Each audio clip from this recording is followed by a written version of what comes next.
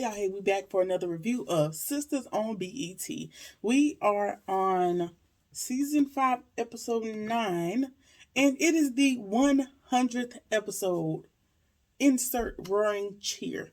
Yay, congratulations, 100 episodes of the shenanigans, everything that comes with this show. So we're gonna get into it now. Let me just say, I really wish it was season 5, episode 10 to align with the 100. Since this is the 100th episode, that would have worked it out for, my obsessive tendencies, but we're just gonna go with the flow. So, season 5, episode 10, let's just jump right into it because it was a lot packed in this episode. Again, let's jump into the review. Season 5, episode 9, entitled Pursuit of Truth. So last episode, Andy was frazzled and she was in to see Andy because she thought she had killed Mr. Jonah, dude she brought back from the airport, who was supposed to be a part of her hot girl summer fiascos. And so, Andy's in there asking Danny, like, who did you kill? Who did you kill? And she said, Jonah. And, the man that I brought home last night. And she tells Andy, like, I hit him with my car, like I hit him repeatedly with my car.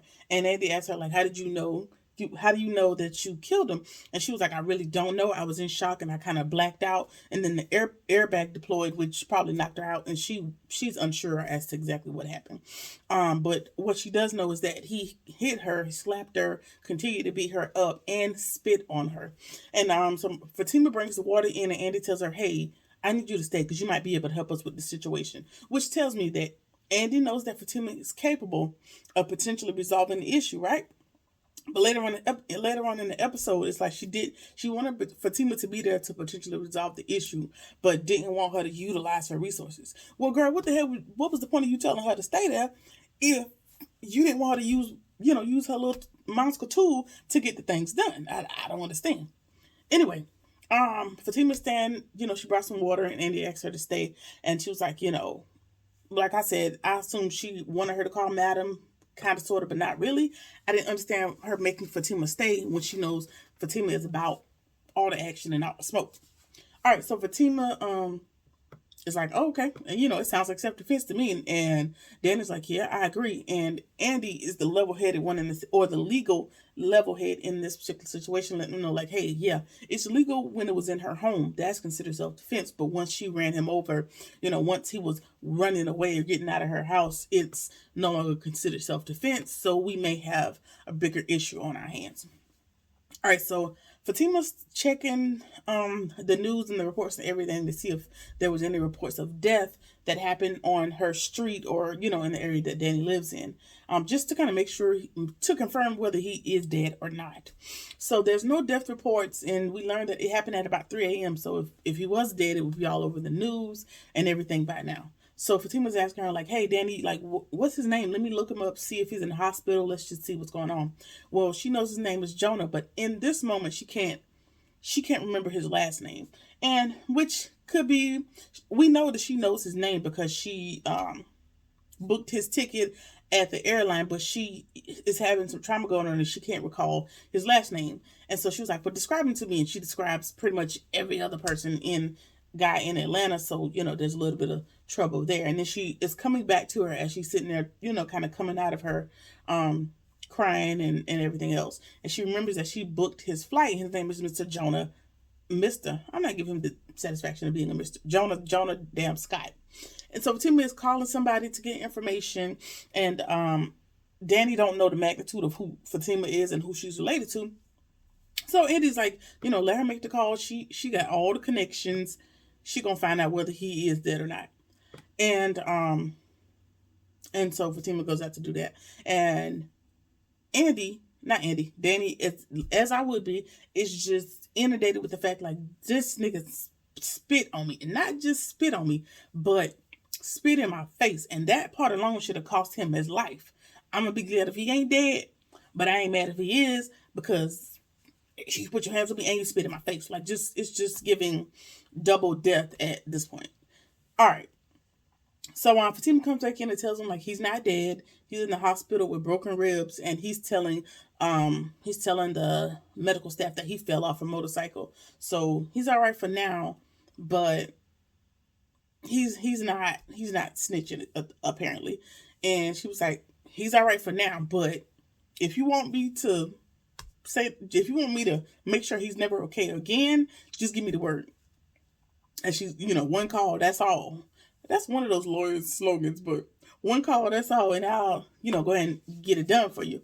And Danny's like, word, word, word. I'm saying word.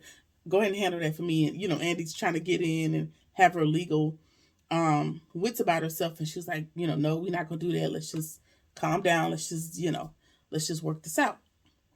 And so Andy's trying to diffuse the situation because these two are trying to co-conspire to go ahead and make Jonah a T-shirt at this point. But Andy's not letting them get that far into their plan. And so Tima walks away. She's like, "All right, girl, call me." And Andy's like, "No, don't call her." And so Andy is telling her like, "Now, I understand logic. I understand reason. I understand." Finding a lesson and everything. But this is immediate. We just found out that this man is not dead. I didn't kill him, and I don't get to go to prison for the rest of my life.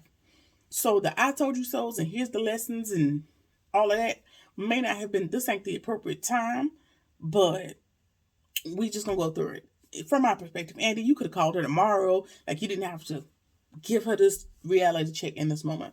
But she did she said, you were facing, 25 to life. You're my best friend. And I just want you to realize that, you're hurting, but you're hurting yourself even more by picking up random people. And I need you to let that hurt go. I need you to call Preston and, whoop-de-whoop-de-whoop. Like I said, potentially sound advice. However, timing is everything. And the timing it just wasn't the time to give her you need to call Preston and express your love talk. Girl, don't nobody give a damn at the moment. All right. And so now Danny is back in her regular I don't give a damn attitude. And she was like, okay, all right, Mrs. Gary, are you telling me how to get out of the situation? Because if I'm not mistaken, Gary has had you in limbo for quite some time. So what is you saying? Makes sense to me. Like, when are you going, since we're giving out advice, since we asking questions, when are you going to let that go? And so Andy tells her, about Gary trying to sue her for everything that he gave her. So she decided to keep him calm. And Danny said, yeah, it's fine to keep him calm, but you also decided to continue to sleep with him. There's, the two not the same.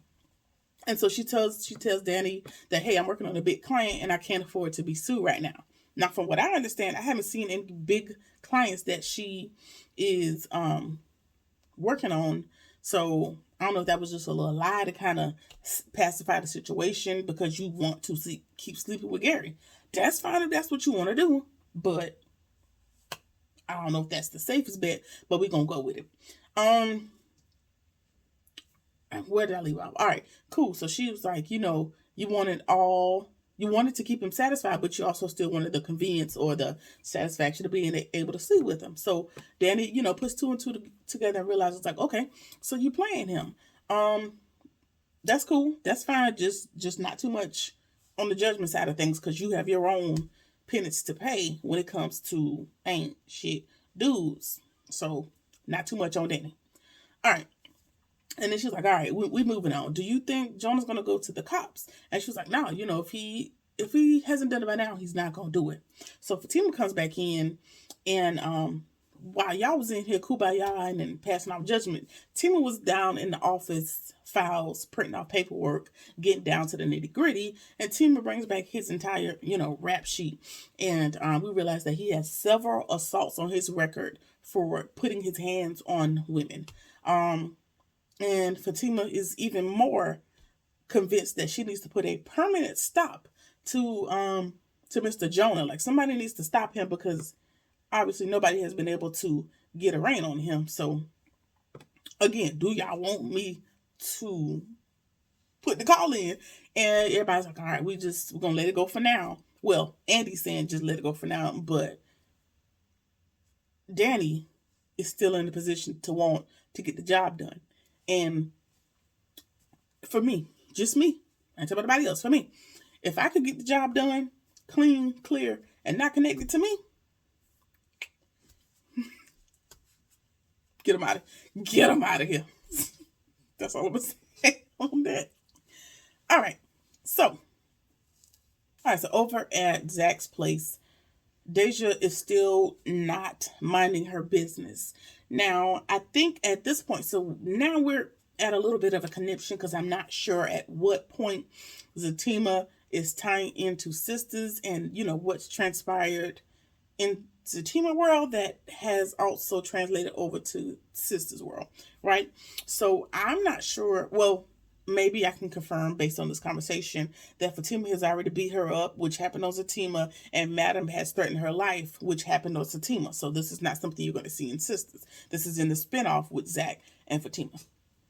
All right, and so she claims to know that Fatima's crazy and that he needs to be careful, and I'm just trying to help you out. Do you know who her cousin Madam is? And I'm not sure Zach knows the magnitude of who Madam is, but he has no ill will towards Fatima, so it doesn't really matter. Or maybe, he don't really need to know who she is because he not doing that. He ain't bothering nobody. All right, and she is like, do you know who her ex is? Dude, her ex is dead. He in the river some way, so she don't play. And Zach is just, again, unmoved. Like, girl, leave me alone. Like, go on about your business. Leave me alone. And she was like, you don't have to worry about me ever pushing up on you again because she will kill me, which lets me know, like, the Fatima beating her ass, smashing her arm in the locker, and Madam threatening her life has already taken place in the Fatima world because she now knows that I'm never, ever, ever going to push up on Zach again because it could cost me my career and my life. All right, so but she's still on this tangent of portraying the negativity that comes with Fatima to Zach by saying, her family's from a long line of killers and dealers, and Zach is like, okay, girl, what'd you say Madam looked like? Short, hazel eyes, locks in her hair, da da da. He was like, oh, I see her. And so she is terrorized at the mere thought of thinking that Madam is in her vicinity. So she runs in the house, and Zach is being snide, and he's like, listen, girl, crazy girl, just leave me alone. All right, so we're at Karen's, and Aaron shows up with the groceries, and Mama definitely called him multiple times to go help her daughter out while the girls are on the way. So she's kind of trying to shoo him off, and he was like, listen, I won't be here long. But he did bring a spend night bag, and he was like, listen, I know your friends come and help you out, but they're not gonna rub your feet. They're not gonna bring you, cook you dinner and bring you your favorite ice cream like I would. And so, that kind of softens her countenance, and she was like, all right, cool. But he did bring a spend night bag, claiming he was going to be there to be of service to her until the doctor clears her. And she was like, yeah, speaking about the doctor, I was able to find out that your doctor friend told you that I was in the hospital, and I don't appreciate it. Let's just respect my boundaries, and let's not do that, right? And he agrees. Good. All right. So the girls are gonna be there soon, and she's like, okay, do you want to talk about last night, which was the meeting with him and Zach and the letter and all this other stuff, and her explaining that she likes him but she don't love him and she's still stuck on Zach, blah blah blah blah blah. He is not fazed by her guard still being up, and he is willing to fight the good fight. Moving on, she decides she wants to test him yet again by inviting herself to go through his phone, and he hands over his phone willingly, gives her the password, and goes to make dinner. And then, he's essentially just unbothered by the request. And then she's like, oh, I want pasta. He was like, oh, I didn't get no pasta, but I go to the store and get it. So he heads out to go to the store, right? And she's like, you ain't gonna take your phone with you? And he's like, no, you go through and look for what you're looking for, and I'll see you later. And she's like, I sure am, because Zach would never give me his phone. Again, still comparing Aaron to Zach, and she's just overjoyed at the fact that she's able to go through his phone untamed, unwatched, which, what are you to gain from whatever it is that you're going to find in the phone? I don't know if you just going to upset yourself even more when your stress levels are supposed to be low with this baby, but it's Karen, who nothing she really does makes a whole lot of sense at this particular point. All right, so Danny is at work, and she calls Preston, and he immediately has something to say. It's difficult for him to not be able to call her, and she wants to talk, and she tells him, like, all right, I want to talk in person. He's like, okay, cool. I'm gonna hop on the flight tonight, and I'll see you tomorrow. She's like, yeah, tomorrow or today or whatever, the timeline is. And she's like, okay, cool, but we're going to talk outside in the car, don't come up, which is, probably a protection mechanism so that they don't end up in the bed knocking boots. All right, fair, makes sense. And all of that is fine and well, but weren't you on the way to go marry old girl at the playground that loves you more than you loved yourself? Or am I incorrect in that assumption? When he left last time, he got on that flight to head to Chattahoochee, Tennessee, or wherever he's from. He was headed to marry the girl that loved him more than he loved himself. So why are you not hitched, sir? And why are you just dying to talk to me if you had already had a wedding to plan? It's what would be my question, but we're gonna go through the drama that is this show. And then Q rose up on her just talking with his trifling self. And she's like, listen, I ain't got time for your shit today. Go about your business. Let me alone. And so she scans the room and she sees Jonah sitting there with his crutch and his broke up ribs, and he giving her the death stare. And Q was asking him, like, do you know him? And she was like, mm-mm. She denies knowing him, but you can see that she's visibly frazzled by his presence.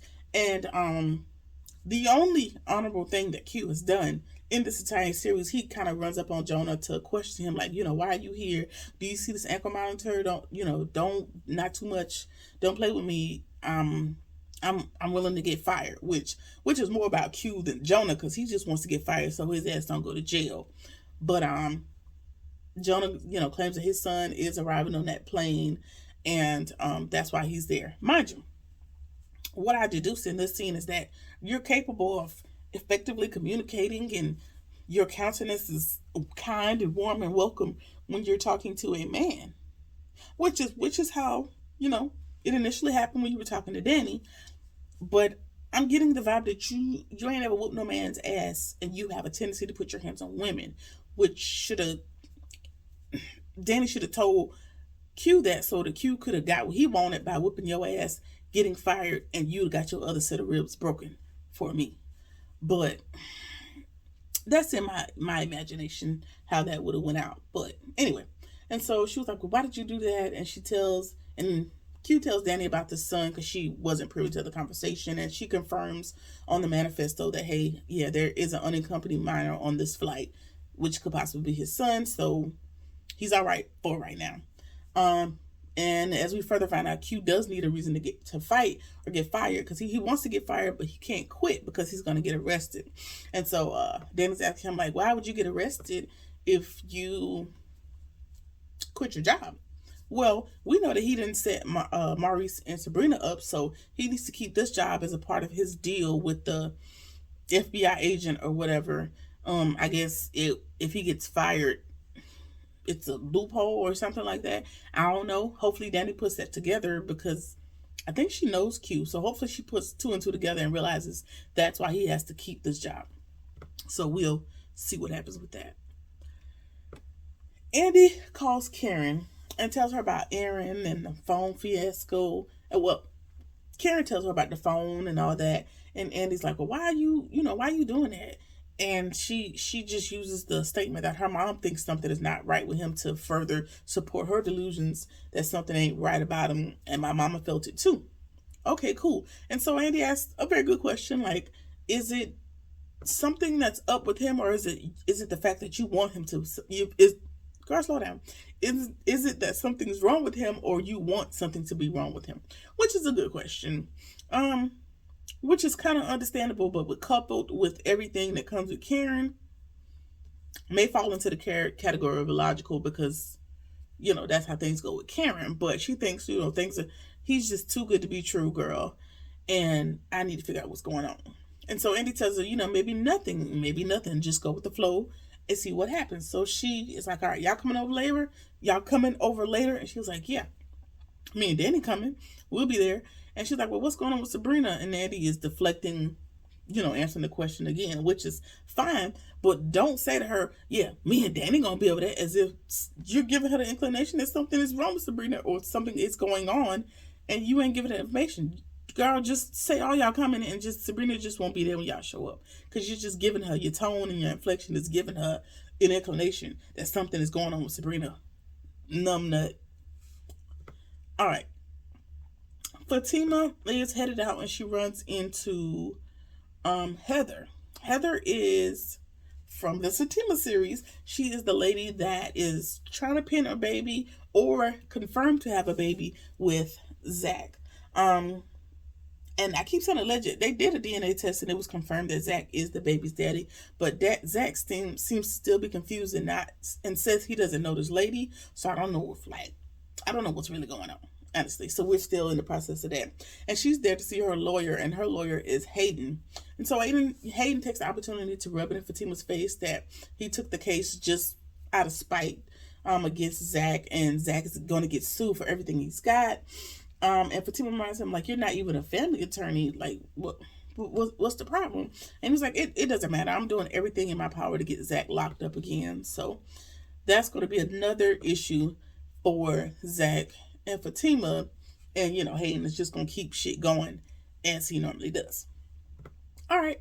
So Andy and Danny are at the jailhouse to see Sabrina. And Danny is cosplaying as Andy's paralegal in order to sneak in and see her girl Sabrina.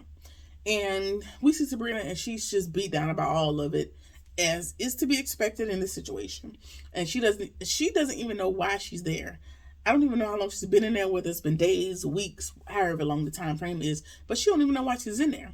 And so Andy has to tell her, about Q and the recording, and she's just can't wrap her mind around how the hell she got tied up in this, and she doesn't want nobody, don't tell my mom about this because this will kill her, know that I'm in here. And so they're going to try to keep her in good spirits, but she doesn't believe that they're going to be able to help her. Like, this might be out of y'all hands. And, which makes sense. And then she says, hey, Andy, Robin is your friend. Why can't he help me? And she's like, listen, we're trying, but the case is federal, and that's very different. It's kind of outside of the scope than any of us can handle directly. And then she lets him know, like, listen, my job believes I did this too, and I just don't know what to do. I'm still trying to process all this. And then another attorney walks in, Mr. John Williams. Mr. John Williams has a previous relationship with Andy, right? And so he kind of walks in with a little snide attitude because Andy represented his wife in their divorce before he was a prosecutor. And so he takes her outside, away from the other two girls, just to tell her that she really screwed him over in the divorce, and he's just so mad. She doesn't even remember his face and his name, but she happened to remember his wife. I mean, sir, she spent a great deal of time with your wife, being her lawyer. You were just a name on a paper. It wasn't personal. She was doing her job. Like, she keeps reiterating, like, I'm just doing my job. Like, let's just do the job at hand. But he's bringing his personal feelings into it, and he's still upset about the fact that he has to pay alimony, so much money to his ex-wife, and she has a boyfriend living in the house, and she refuses to get married to the boyfriend because alimony that he's paying her will stop. All things that are outside of Andy's control once the divorce is final. Like, she can't make that lady marry that man to cut off her alimony. She didn't do it. All right, and then we found out that Judge Ross, who was on Madam's payroll, called him to give her the heads up that Sabrina is Andy's friend, and she ain't giving Sabrina no bail. So Judge Ross just gave him the heads up. Now, if I was Andy, I would call in another favor with Madam. I mean, you already got, she already gonna need you for a favor in the future, so just get all you can get. But I would have to do that and let Madam deal with Judge Ross, because what are you doing over here reporting back to this prosecutor when you're supposed to be doing me a favor because you on the payroll of Madam? It's a lot. Anyway, so he is upset, and Judge Ralston gave him the scoop, and she was like, listen, let's just put the personal feelings aside and let's just talk about bail. He was like, bail? First of all, she's not getting no bail. She's never getting out of jail. I'm seeking 30 years, 25 to 30 years for the crime, and you and your friend better get out of here because you're not a criminal attorney. You're a divorce attorney, so you don't qualify to take this case, and y'all better get out of here for I have y'all arrested for, I guess, impersonating officers of the law, whatever, for impersonating lawyers, whatever his gripe is. And so, so we're pretty screwed in this situation. He's going to take out his personal feelings on Sabrina, and that is going to be another challenge. But hopefully, in the previews for next week's episode, Robin wants to help Sabrina out, so we'll see if that's going to kind of circumvent these personal feelings that John Williams has against Andy. So that is it. That has been a lot. It was a lot packed into this one episode. Let me know what y'all think about the episode. Again, happy 100th episode. We look forward to 100 more. Keep up the good work, Mr. Perry. If you need a writer, a realistic writer, somebody that's going to, help you out. I ain't never written no script before, but I'm willing to try. If you need some help, hit a sister up. Anyway, let me know what y'all think about the episode. Like, comment, share, subscribe, or whatever it is that you feel like doing, and I'll see you on the next one. Peace.